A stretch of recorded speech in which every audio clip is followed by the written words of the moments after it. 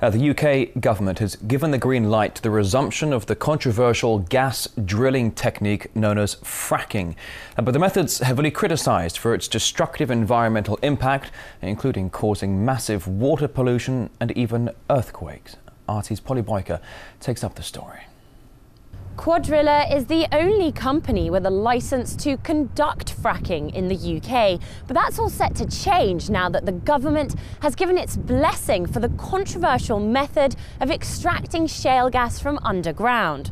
Cuadrilla already operates several wells here in Lancashire, but the divisive technology was temporarily banned last year. And with good reason too. The fracking taking place here caused 2 minor earthquakes. I've never felt an earthquake. It was terrifying, I'll be honest with you. Our local MP, he's doing very little. He said, I don't know a lot about it. Well, he should know a lot about it. You are going to turn this country into a third world country to line shareholders' pockets.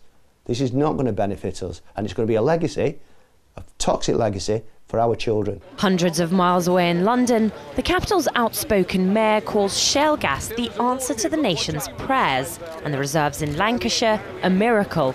But for residents here in this tranquil corner of England, it's a blight on their otherwise peaceful community. And the prospect of more fracking sweeping the countryside is frightening. They keep talking about it being in Lancashire, but people aren't aware that there's reserves all the way down. I think at the moment it's all about gas bonanza and how much better off we'll be, but at what cost? The technology may raise fears, but the promise of riches from the rush for shale gas has set politicians' pulses racing, despite mounting opposition, which has spread beyond Lancashire. Shale gas extraction using hydraulic fracturing techniques is a high-risk activity which has many benefits for foreign investors, but very little benefit for the people of Britain. Fracking is a dirty energy. It pollutes groundwater. It is a short-term and not very intelligent solution to energy problems.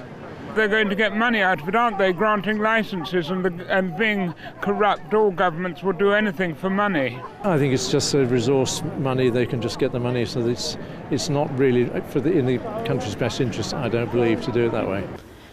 Brussels isn't convinced either. The European Parliament is reportedly considering regulating the budding shale gas industry, concerned that Britain doesn't know what it's doing by throwing itself wholeheartedly into the controversial practice.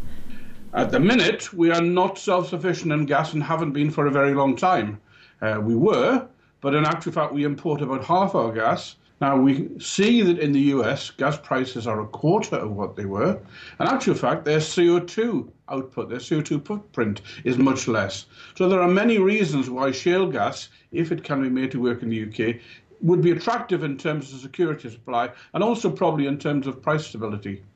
And that's what's drowning out the warnings. Bringing down people's energy bills means politicians and big business can press ahead, even though those living in the shadow of fracking facilities know that the government is playing with fire. Polly Boyko, RT, Lancashire.